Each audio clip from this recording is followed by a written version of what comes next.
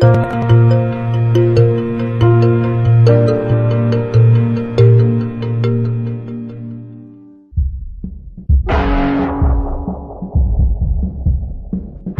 computer hacker group Anonymous is claiming tonight that it took down the website of the Federal Appeals Court in San Francisco this afternoon. They took down Senate.gov servers. They've taken down HB Gary. Sony's claiming they did $150 million worth of damage. So many confidential files that tonight, because of these hackers, can be in the hands of anyone. Visa, MasterCard, the PayPal situation. The criminals who hacked into Sarah Palin's private email. The Church of Scientology says Anonymous is a cyber terrorist group of religious bigots. Anonymous and this other group called Lulz Sec. They seem to be wanting to prove a point. Anonymous kind of was like the big, strong, buff kid who had low self-esteem. And then all of a sudden punched somebody in the face and was like, holy shit, I'm really strong. And Anonymous calls itself the final boss of the internet. And sometimes it proves to be really fucking true. You are going to violate the freedoms of the internet, you certainly better watch the fuck out. They are kind of the rude boys of activism. There's a real rough edge to them, which I think also is one reason why they garner so much love and hate from people, too. They represent a certain sort of chaotic freedom. Individual, young, nameless, faceless folks are having geopolitical impact. I mean, it's both exhilarating to realize that and terrifying to realize that. It kind of depends on how that power is wielded. We are legion. We do not forget. Expect us.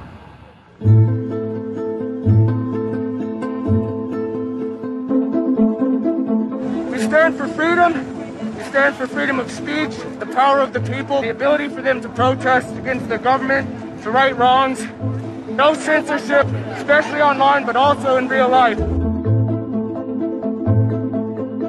We have members throughout society and all stratas of it worldwide. Yet we have no leadership. It's one voice. It's not individual voices. That's why we don't show our faces. That's why we don't give our names. We're speaking as one, and it's a collective. Good timing. I would love to live in a country where the government fears its citizens and not the other way around. But right now, plenty of anonymous actors are in hiding because of fear of reprisals by the government. I've been called many things. There's unpatriotic. That we're just a bunch of children sitting in our parents' basement. I got called a terrorist sympathizer. We've been called kids, we've been called cyberbullies, we've been called hooligans, and sometimes those words aren't entirely unfair, but this is a serious political movement. No one, in the general public really seems to get it. What they don't seem to get is that the ability for Anonymous to be everything and anything is its power. Anonymous is a series of relationships, hundreds and hundreds of people who are very active in it and who have varying skill sets and who have varying issues they want to advance and who are collaborating in different ways each day. They're a little bit like a prism or kaleidoscope. They've got many different facets and many different sides. Of course, when you spend enough time with them, you start to get a sort of feel or texture that's not just random, right? Yet it's very multifaceted, very rich, which does span from the quite lighthearted to the very, very serious. Bob Dylan had a line in a song saying, to live outside the law, you must be honest. They might do something which isn't technically correct, maybe it's not legally correct, but they're doing it for purposes that in their minds at least are ethical. People who know what they're doing, who share an ethos, who have a commitment to exposing and humiliating the man, who have a very low tolerance of lies and what they perceive as evil on the part of overweening power structures. They share information, they share tools and techniques, and they are currently having a very good time.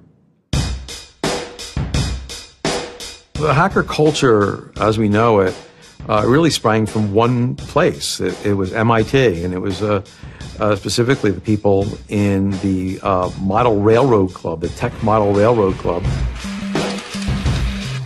Hacking originated as humorous pranks. When the guys at MIT put a Volkswagen up on top of the dome of the building, and people woke up and saw the car up there in the morning, or they measured a bridge by the body lengths of somebody. I would say his name was Brian, and discovered the bridge over the Charles River was, 822 Brians. These are funny things. That's where hacking originated, and it migrated into engineering and computer communities. It's witty. It's pranks. I'm Chris Weissopel, former member of the Loft. We don't necessarily say hacking group because it makes it sound like we're hacking, so we used to call it a hackers think tank. Hacktivism was a term coined by a group called Cult of the Dead Cow. The Cult of the Dead Cow was really kind of sort of like a propaganda type of organization. They had a guy who's the minister of propaganda. They're kind of merry pranksters. Like everything they did was completely over the top. One of the guys there coined the term hacktivism because he saw one of the things his group was doing, which he called hacktivism, was writing software that people in other countries could use to communicate securely, even if their government was spying on them. So the principle was really, it was freedom of expression. It was everyone should have access to the internet. Everyone should be able to communicate and get their message out on the internet. Even more important in countries where there was repressive regimes, that if you said something against the regime, they would come and take you away, and you weren't saying it anymore. Just like in traditional activism, it spans the full gamut from sit-ins or pickets to actually spiking trees and pouring sand in, the engines of construction vehicles. I mean, there's real sabotage. The same thing does all fall under the hacktivism label. There is a spectrum. There's sometimes a strong anarchist flavor to it as well. It's resistance to authority and those who would impose groupthink and group behavior on people, which was rightly perceived to be a consequence of the digital revolution as it was used by people in power to do hacking on behalf of righteousness and to redress the grievances of the world. Lance lowered Don Quixote on his horse, nag though she was, flying at the windmills of modern life. Anonymous grew out of what's known as 4chan. And essentially this is just a website where people can upload images and you don't actually give your name. It's just sort of anonymous. When you look at 4chan, you're often surprised because it looks like a site from like 1995 or something. The idea is very simple. You post a comment and you post a picture. And you can post under your name or anonymously. And it's separated into boards about particular topics. So there's a topic on anime, there's a topic on weaponry. There's like a 4chan board for origami, and you just upload interesting pictures of origami.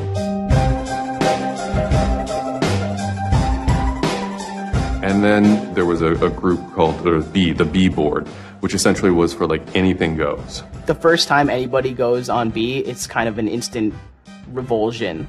Because there's never a time that you go on there where you don't see something horrible. That instantly puts off a lot of people. The idea is post something that can never be unseen. Half of the posts on B are there specifically to make people not want to come back to B. It's what you get when people are allowed to express themselves with absolutely no restriction whatsoever. It's the kind of sum of human imagination, and people can get together and think together without any limits or parameters. It's the most vile, disgusting, and funny thing on the internet.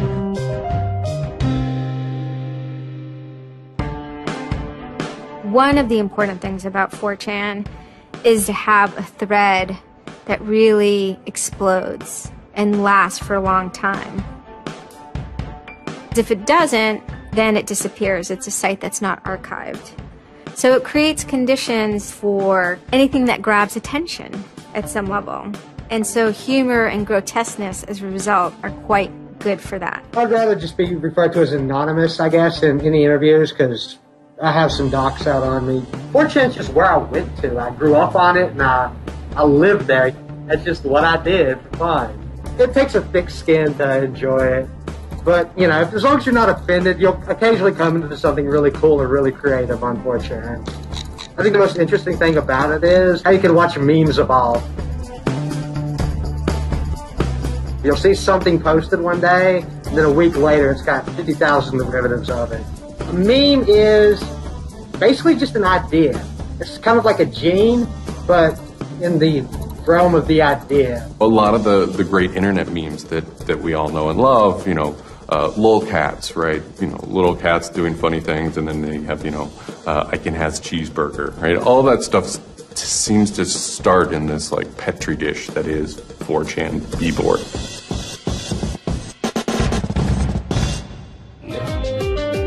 Say it publicly and you're insane. Chocolate rain. Name any meme from the last about 6 years, and I'll bet you either in its first posting ever was on 4chan, or at least one of its earliest revisions that became what it was on 4chan. I can see the food situation is so we'll be on our way. It's basically the best breeding ground for internet culture, as far as I'm concerned. With your neighborhood insurance rates, chocolate rain. 4chan is also very known for acts of trolling. Trolling is a fucking art. Trolling is getting the person you're talking to get as pissed off as they possibly can, and for no reason except for your own enjoyment. Maybe you're trying to illustrate a point, but it's mostly for your own enjoyment. For them, it's funny that like people think the internet is serious business, and if people think the internet is serious business, it's a troll's job to make their life terrible. The idea of anonymous came initially as a joke. I mean, somebody suggested that, what if the whole site, what if 4chan, what if B was just one person? And what if that's just one guy called Anonymous sitting somewhere, and you're just reading all these posts by one guy? And it kind of looked like that from the outsider's perspective. I mean, there's no way to tell the difference. It might as well be one guy. Fox News did a very famous segment about it. They call themselves Anonymous. They are hackers on steroids, treating the web like a real-life video game, sacking websites, invading MySpace accounts, disrupting innocent people's lives. And if you fight back, watch out. Destroy. Die. Attack. Threats from a gang of computer hackers calling themselves Anonymous. I've had 7 different passwords and they've got them all so far. Anonymous hacked his site and plastered it with gay sex pictures. His girlfriend left him. She thought that I was cheating on her with guys. As long as I can think back, Anonymous have done some pretty off-color things in the name of getting cheap laughs, you know. But, I mean, that's part of the culture. They get what they call lulz. Lulz is a corruption of LOL, which stands for laugh out loud. Anonymous gets big lulz from pulling random pranks.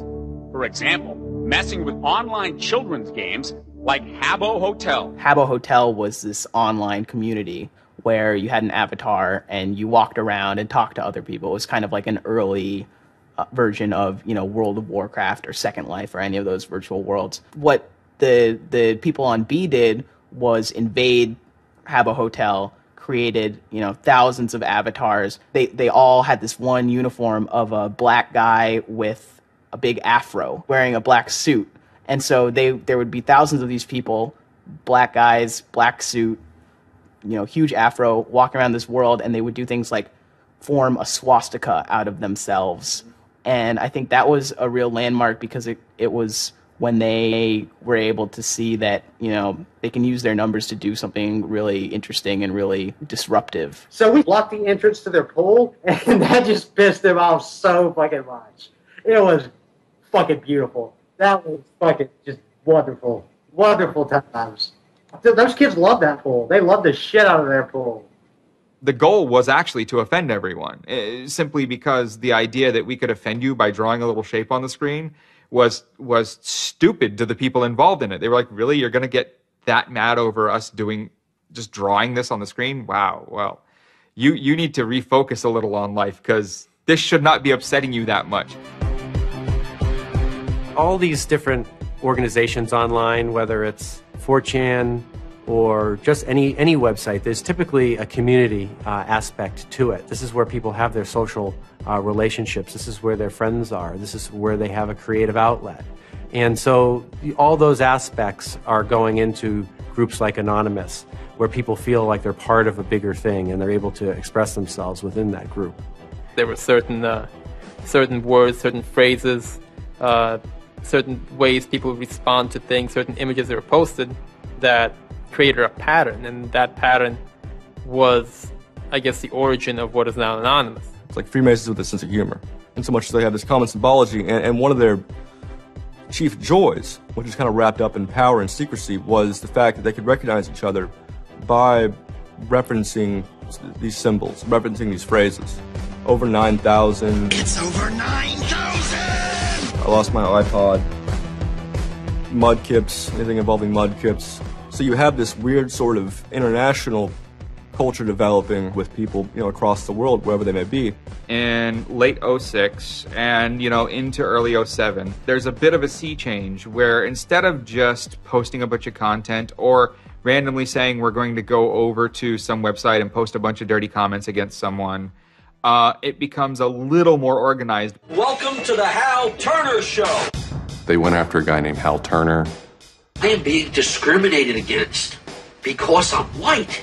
Hal Turner was a neo-Nazi who was, big online and had a podcast. I think that the 14th Amendment was not ratified properly, and I think, therefore, it is still okay to have Negroes as slaves in America. The first time I heard about Hal Turner is he was knocking somebody on 4chan. There's a million neo-Nazis out there. But he started picking on our dude, so we had to go to our dude's fucking defense, and it just so happened that he was a neo-Nazi, so that's a bigger reason that he's a fucking dickface. Who are you? Where are you calling from? Hola, Hal. This is Pedro. Spick, don't call. Diego. He was just a horribly racist radio personality who seemed to handle it well when you called in. Like, he could handle being berated by Anonymous. And that made it very interesting. It made it a bit of a challenge.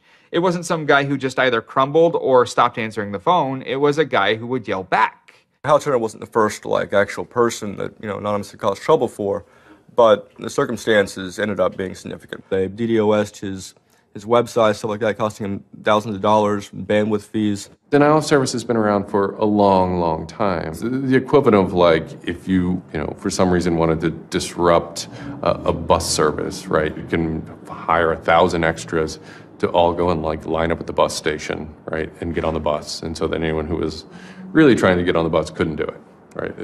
It's as simple as that. When you stop trying to visit, website goes back up, no permanent damage. We DDoSed him, and then we kind of trolled him in real life. We sent countless pizzas to his house. We signed him up for escorts on Craigslist. We sent a bunch of pallets of industrial materials to his house, which he ultimately had to foot the bill for. And basically, we destroyed his ability to pay for his radio show, and that took him off the internet. And then they ended up getting some real hackers to help them out. This wasn't sort of pranks. They actually were able to get into Hal Turner's private servers and his mail servers and find some interesting emails that he was serving as an FBI informant, which, if you're a right-wing neo-Nazi, is not a good thing to be. And obviously him being an FBI informant and also his reaction, his sort of douchebaggy reaction to the raids, damaged his credibility within the white nationalist scene, which is a shame. Hal Turner's gone. He's been prosecuted by the feds for threatening judges. What follows is a period of confusion and anger in which, the original Anonymous people, the sort who want to keep Anonymous as this nihilist little, ridiculous group, are upset that now, that the most terrible thing on the internet is now becoming a force for good all of a sudden. I'm Mike Vitale, and my handle is Seth Dude. Now, this is January 2008. Anonymous is strong now. We're not a little dinky fucking group anymore. This is millions of people worldwide, and we're watching. And then Scientology stepped in with a big target on its chest. A video came out of Tom Cruise. It was supposed to be an internal Scientology video, talking about secrets of Scientology. Being a Scientologist, when you drive past an accident, it's not like anyone else. As you drive past, you know you have to do something about it because you know you're the only one that can really help. It talks about you're the only one who can stop, bad things from happening. And so this is kind of widely mocked online. It circulated like wildfire. Instantly, the Scientologists post a DMCA, Digital Millennium Copyright Act. And this is a way that if you own content, you can go to video sites, upload sites, and have your content pulled when someone uploads it illegally. So Scientology's always at odds with the internet, always trying to legally bully people out of fucking them over on the internet. They always did that. And then here they are trying again, but you know what? Anonymous saw that and they said, oh, you guys just fucked around badly. Like, you're trying to censor our internet. Are you trying to take a joke away from Anonymous? Like, you don't do that. A few people on 4chan posted, hey, we should grab that video and post it on a few other sites. What followed was this is a term called the Barbra Streisand effect. And this video, as they're attempting to suppress it, went everywhere. Like, everywhere you look on the internet, you were gonna stumble upon this video. Actually, Gawker, the site that I worked for, was, I think, the first one to put it on the website, and we got in a huge legal battle with Scientology, who wanted us to take it down.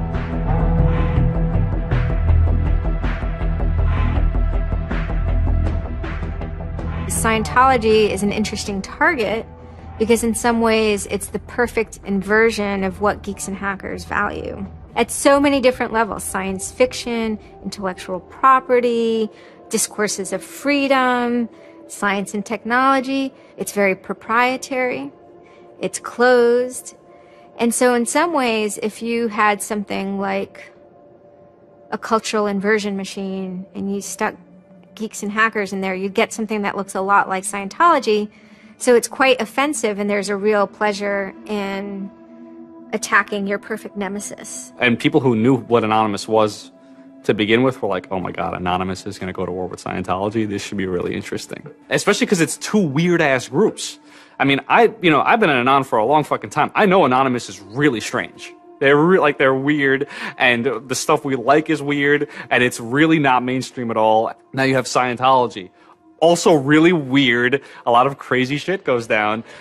Anybody on the outside who's seeing this is going, let's watch these two retards fight. Like, both their pants are going to fall down, they're going to triple, and then it's going to hurt everybody, and it's going to be hysterical. And then that's when 4chan kind of reared into action, really reared into action. And they started to troll the Church of Scientology. And this took the form of pranking the Dianetics hotline, ordering pizzas.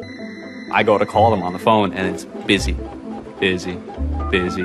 And that's their main fucking Dianetics hotline. Their Dianetics 800 number, you can't get through because Anons have completely fucking clogged it. And just probably saying stupid shit. The whole idea was just you call them just to keep them on the phone.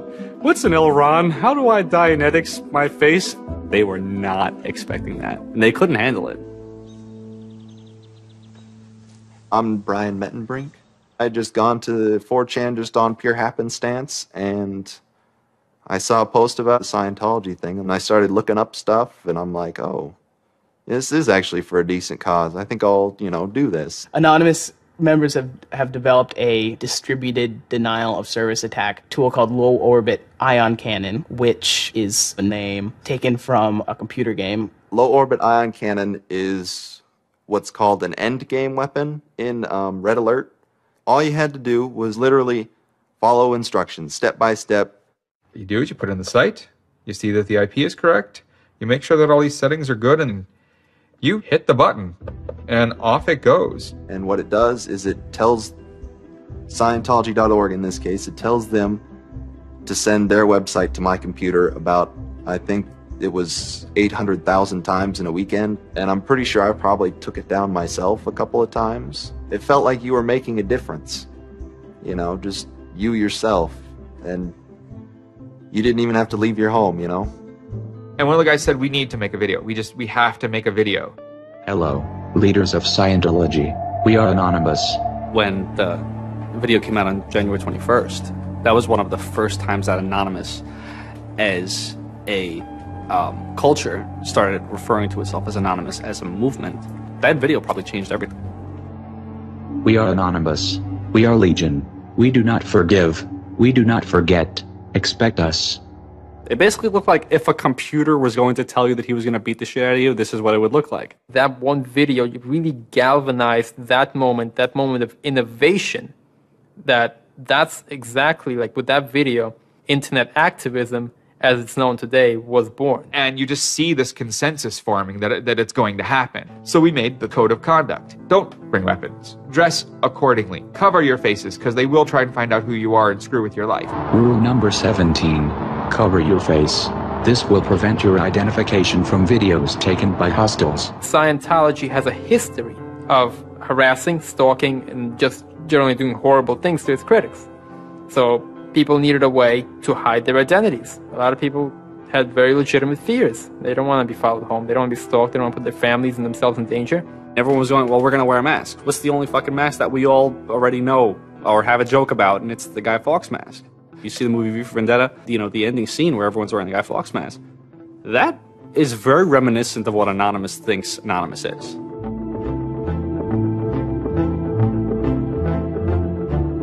We wanted to represent anonymity in some way when it moved into real life.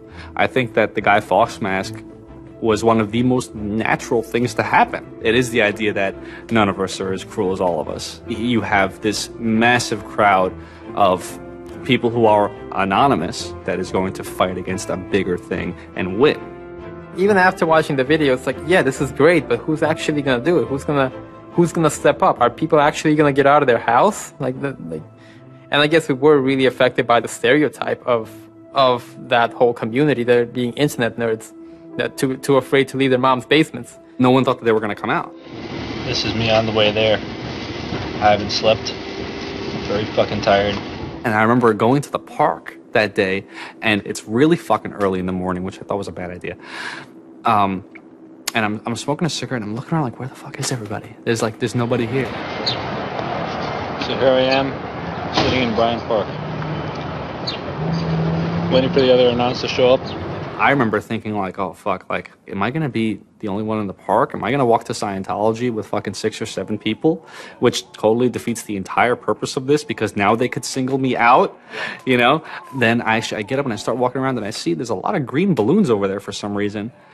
On the other side of the park, there was like fucking 200 people. There was Guy Fawkes masks everywhere, and I'm like, holy shit, this is huge. There's a fucking lot of us. That's pretty good. I had no idea how many Anons there were until we started moving. And it just fucking got bigger.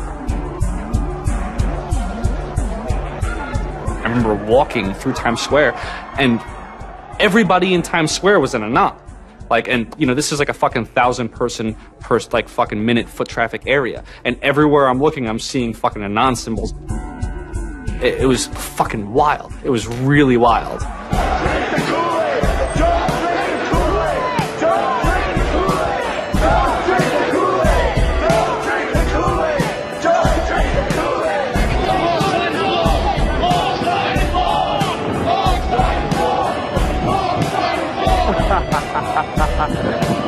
This is our fucking race.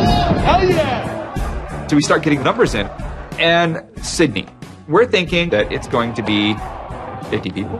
And before 10 a.m., before even time, there's already 50 people there. And there's still streams of people walking down the streets. A couple hours into it, you know, because I didn't go to bed until 1 in the morning, you know, you're looking at Sydney as, wow, there's 250 people in Sydney. The cops are estimating higher than that for their reports. What just happened? Adelaide, Perth, and Melbourne happened. And, you know, over 200 at each of them. We nearly broke 1,000 leaving Australia. Now, the next protest was Tel Aviv, which had actually gotten its first Scientology building right before this.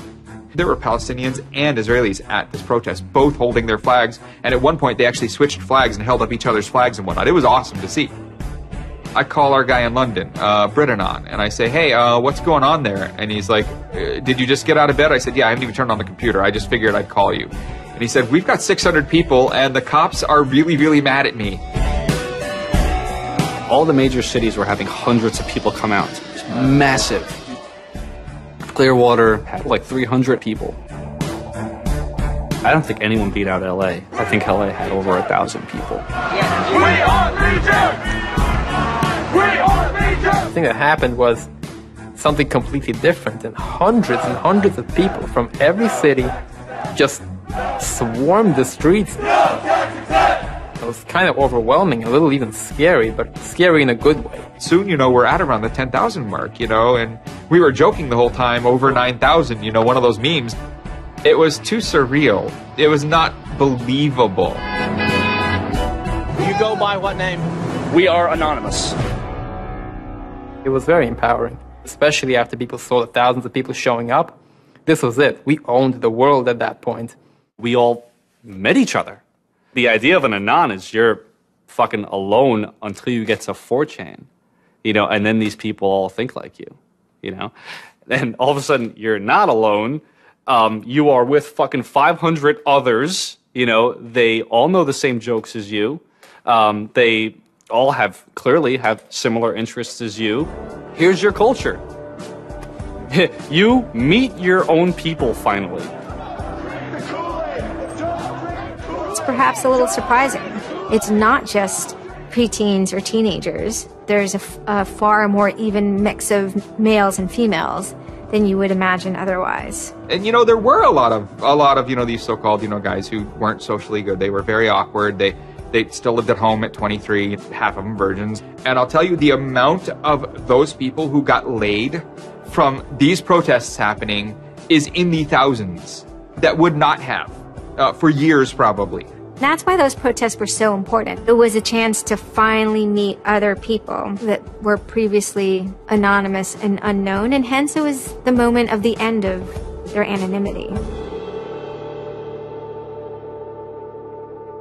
Scientology, they kind of fought back, so to speak. They posted stuff online. While claiming they are peaceful, in less than 3 weeks, anonymous members made or encouraged 8,139 harassing or threatening phone calls, 3.6 million malicious emails, 141 million hits against church websites, 10 acts of vandalism, 22 bomb threats, and 8 death threats against members and officials of the Church of Scientology.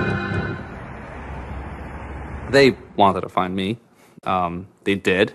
They hired PIs. They started taking pictures of us, threatening to sue us. I did the whole low-orbit ion cannon stuff, and then I pretty much just went about my life after that for, I think it's 6 months, and then the FBI showed up here at my parents' house. 2 men got out of the car and took Flashed their jackets off and laid their guns on the front seat and came up to ask us if Brian was home and explained that they were the FBI and they were looking for Brian, and I've never been so scared. I did the second most damage is what Scientology said. I sent the second most out of everybody. So I got the maximum for my category, which was 1 year in prison and 1 year supervised release. I think, the way I feel is for what I did was one of the most, lopsided punishments I've ever, read about or heard of.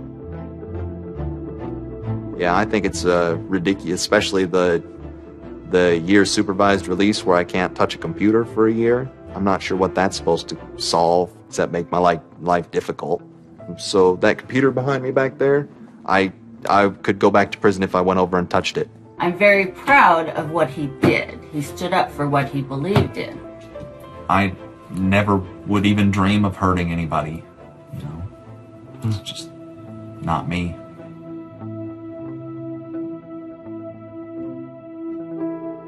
Prior to Anonymous, critics of the church still had to be very, very careful because of the aggressive lawsuits that were launched against academics, journalists, and other critics.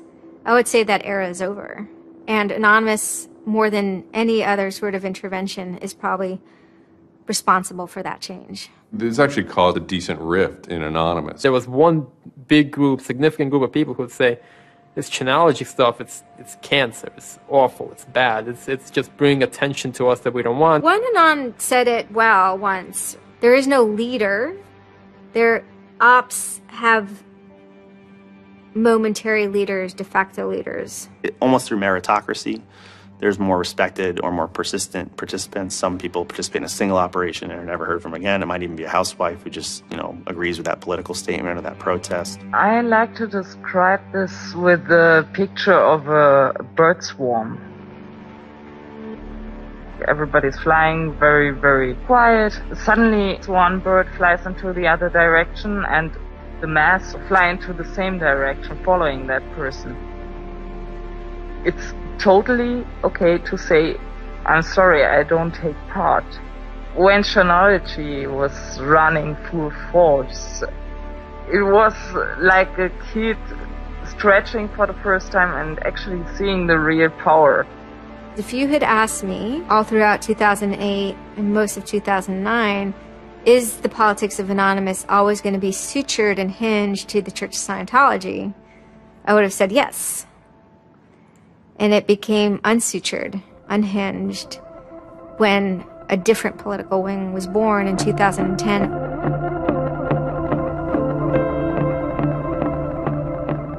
It is our task to find secret, abusive plans and expose them where they can be opposed before they are implemented. The interesting thing about someone like Assange is that he actually also sprang from, a hacker culture. It's a mentality of spreading information. Julian was Mendax. He was the greatest hacker that ever walked the face of the earth when I was a kid. I mean, they rumored he could move satellites around in space by hacking into NASA. Maybe it never happened, but it was a myth that kept young kids like me wanting to plug a computer into a modem and see if I can move some satellites around. WikiLeaks is an instantiation of the hacker ethos. Truth wants to be free, and we want to liberate it. WikiLeaks released a huge trove of diplomatic cables. There was a lot of controversy from every quarter of society. The WikiLeaks website released nearly 400,000 secret U.S. files on the Iraq War late today. It was the largest leak of classified U.S. files in history. There was one particular moment that really sparked the fire, and this was when PayPal, MasterCard, and Amazon pulled services for WikiLeaks. So all of a sudden, there's no way to actually process donations to WikiLeaks. And then people went and found neo-Nazi groups. Visa and MasterCard were perfectly fine with you being able to PayPal being able to make donations to them. But WikiLeaks, no.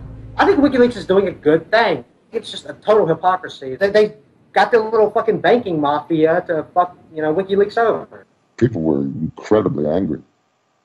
There was a real sense of rage. Anonymous DOSed PayPal. They were pissed. The numbers of participants were massive, massive. And they managed over the course of a couple of days to disable the websites of MasterCard and PayPal. It was beautiful. Because what you had is people finally stood up for something.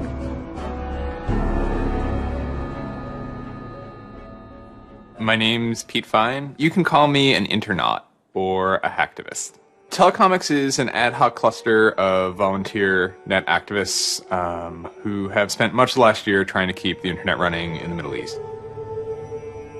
In kind of the lead up to the Egyptian revolution, we would tweet on people's behalf. We would get people from Egypt who were unable to access Twitter on their own on our IRC network, and we would take reports from them and tweet them out using our account to kind of help them get the word out about what they were experiencing. Some of this shit is personal. And one of the things about the movement as a whole, when Egypt rolled around, is that Egypt broke us emotionally. Watching in real time with live feeds that we helped set up, Egyptians get massacred with machine guns. It was different, and I have never in cyber activism wept before. It's never bothered me like that. It's never been able to touch me the way Egypt touched me.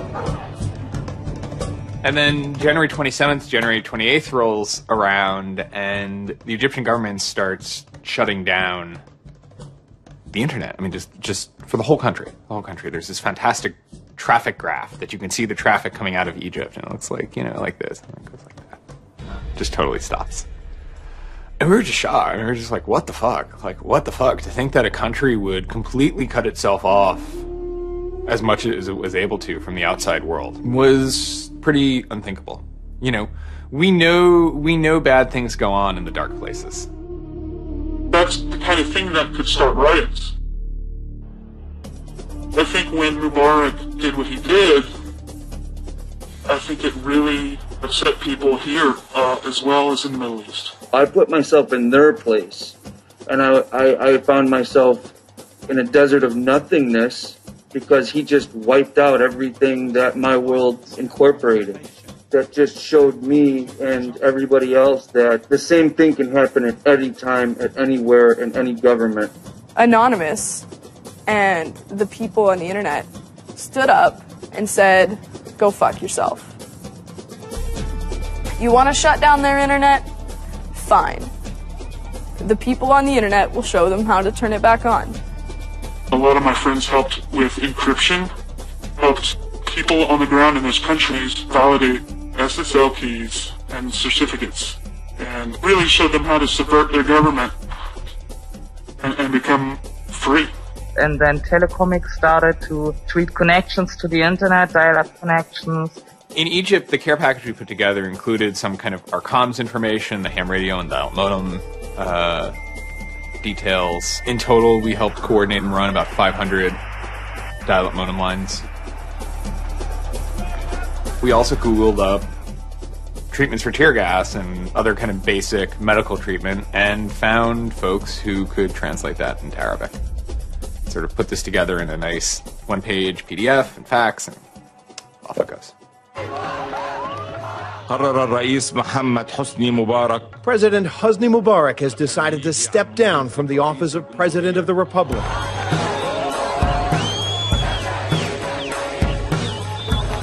When Mubarak left, it was a hell yeah moment. People can rise up. People can make a change. And I think for a lot of people in America, it was the first time they had seen people rise up and take down their government and say, we're sick of this shit. We're sick of the oppression. We're sick of living as slaves to your power. We had Egyptians come thank us as we're doing this stuff, and I said to them, like, look, you guys just get our back if stuff goes down here. It's a revolution that was facilitated by the internet, by Facebook, and by Twitter. Not caused by it. I mean, 50 years of dictatorship has caused the Arab Spring. But the internet has certainly been helping. Although it was awesome and it was one part we were fighting for me it was quite clear that it's not the end of the story. That it's not suddenly changing into rainbows and nine cats or whatever, but that we now have to watch even more.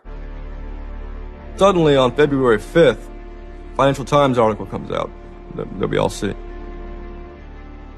And it's quoting this guy named Aaron Barr, who's the CEO of HP Gary Federal, which is an intelligence contractor. And Aaron Barr is telling his Financial Times journalist, Joseph Min, that he's been secretly monitoring the AnonOps server where all this is going on, and has done so for several weeks, and using his own custom brand of information operations techniques, has managed to identify the alleged leadership of Anonymous, including 25, quote, lieutenants, unquote, some sort. We have to see this document. Everyone wants to know. We don't need to destroy him. We don't need to destroy his company. So they get it. It was unbelievably easy to get into that network. Now, to put that in hacker terms, Anonymous is a hornet's nest. And Barr said, I'm going to stick my penis in that thing. The HB Gary hack brought about 70,000 emails.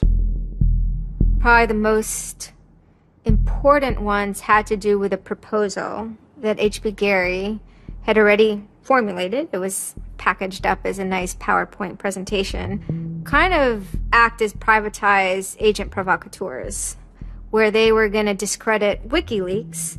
HB Gary was proposing submitting fake documents to WikiLeaks, and then when discovered as fake, the error could be called out and it would discredit WikiLeaks. Right.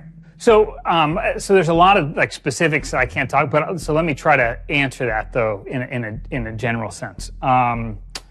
First of all, it's probably no surprise to anybody. I'm not a big fan of WikiLeaks. I think that the broad purpose of trying to get as much information, proprietary or classified information for the government, expose that, is an extremely destructive and dangerous purpose.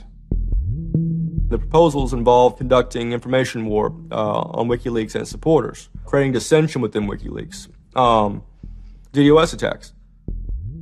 You also wanted to launch cyber attacks on WikiLeaks infrastructure to get information on document submitters. Well, one thing I guess I want to make sure is clear is, none of those activities had actually occurred. In business, there's, when you start proposing or thinking about an idea, there's a brainstorming phase. And somebody says, well, what if, what could we do? What's theoretically possible? Well, still, this was an idea. This was proposed. This was something that you thought about. Right. They also wanted to go on a campaign kind of targeting Glenn Greenwald, who's a reporter for Salon, who's an outspoken kind of critic of the government and supporter of WikiLeaks. It seems like you're trying to attack a journalist here. Yeah, and I don't want to talk too much more about Glenn Greenwald, but other than, what I previously said is, there was never an intent to attack journalists, not on my part. I guess I should say, I should generalize that and to say that, I would never just outwardly attack a journalist, other than if I felt that there was a journalist in my mind that was acting unethically, that's a fair game for having a public discussion about. They were walking a very fine ethical line at points, and in many cases, the mass opinion is, no, they stepped well past it. I will not support broad theft of information released to the public, because that's nothing but destructive. If somebody has information that's been stolen from them, and whether or not WikiLeaks encouraged the theft of that, or whether or not it was just put in their lap, still they're threatening to release the information that is the private property of another organization. So your choices are to just allow that to happen, or to try to stop it. How offensive is too offensive? We've certainly seen a lot of strategy coming out of governments across the world now saying, publicly admitting that they need to develop better offensive strategies in cybersecurity, because defense as a whole, it isn't enough. It never is enough. In the court of public opinion, that took H.B. Gary quickly from being a perceived victim to being a perceived villain themselves. It was becoming harder and harder to distinguish the good guys from the bad guys. And then, kind of seemingly out of the blue, there was something by the name LulzSec that sailed into the seas. LulzSec it's sort of a group, mostly from Anonymous, who, large part of the same people who hacked H.B. Gary. And they decided to form this little group and just carry on operations sort of outside the purview of Anonymous for a while. They hacked whatever they wanted, they released whatever they wanted. It's almost like they had no rules. They just said, this is what we're going to do. We're going to stir up the cart. We're going to make some trouble. We're going to make some waves. And they did. The majority of time, the majority of Anons are not doing anything particularly illegal. When they are, a huge number of them try to do that in a very specific political context. For those people, what LulzSec was doing, they were funny, but they were attacking random targets. They were breaking the quasi-rules by attacking media. PBS's Frontline runs a documentary mainly focused on Bradley Manning, the alleged leaker to WikiLeaks. And a lot of Bradley Manning supporters didn't like it. They hacked a website putting a story that Tupac and Biggie had kind of escaped the world of celebrity fame and attention and retired quietly and discreetly in New Zealand. LulzSec, when they attacked PBS, that gave me the creeps, As a journalist, I'm not too thrilled with the idea of someone judging that we don't like you to write that. We don't like your reporting, so we're going to shut down your website. I'm uncomfortable with that. It could be me, and I could be writing something about a group that they didn't like, and I'm happy to sit and talk with them about it, but don't shut my website down. This is obviously about freedom of speech, so attacking the press would be would sort of be a bit of a contradiction. So people always said, well, we shouldn't do that. And obviously LulzSec had a completely different agenda, so they had no problem doing it. Hacktivism started to become sort of, I would say, almost more nasty, using, sort of more no-holds-barred kind of attacks, sort of more vicious attacks. They sort of saw themselves as going out there, breaking into like anything, everything, governments, corporations, police departments, largely for the same reasons Anonymous would. They went after Arizona for immigration policy, 50-day run, causing mayhem, havoc, and then ended it. The computer hacking group, Lulz Security, has announced it's disbanding, saying it had achieved its mission to disrupt government and corporate organizations for fun. I call this whole thing the rise of the chaotic actor. And chaotic could be chaotic good, neutral, or evil. If you go back to the old Dungeons and Dragons charts. And some people see Ops initially, let's stick with Anonymous, as chaotic good. They saw Operation Payback, or they saw attacking Scientology, and they say that's good. It's like Robin Hood, right? Chaotic good. Outside the system, but doing something good. Other people saw Anon as chaotic evil, like the Joker. They just want to see the world burn and doing potentially irreparable damage. And the truth is, yes, it's the entire column of chaotic. I'm actually a little less concerned about some of the things LulzSec's done and more concerned about the next generation of LulzSec, the next turn of the crank of who takes it further or is more aggressive. Whoever fights monsters, should see to it they don't themselves become one. Really, as powerful as they seem to be, LulzSec and Anonymous are really small potatoes compared to the bigger operations that are going on that we don't hear about, maybe operations funded by government. 16 people were arrested today, but dozens of FBI agents targeted alleged members of the loose-knit hacking group. Armed with search warrants, agents hit 6 homes in New York, along with locations across the country. The people arrested yesterday were suspected of attacking PayPal's website after the company shut off payments to WikiLeaks. Defenders of the hackers say they're merely engaged in civil protest, but FBI officials worry the disruptive cyber attacks could move in a more dangerous direction. So the FBI shows up at 6 in the morning, and it was really obnoxious. And I remember being frustrated and angry because there was nothing that I had done that would have justified an FBI search warrant. They came and guns blazing and all this other good stuff, busted down the door.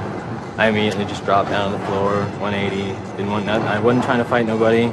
Even if you accept what the government is saying is true, what is important is that people are participating in the process. It is very much the process. It is sitting in a counter in Selma, Alabama, 500 Freedom Riders refusing to allow people to go and sit in at a segregated lunch counter. They write books about that stuff.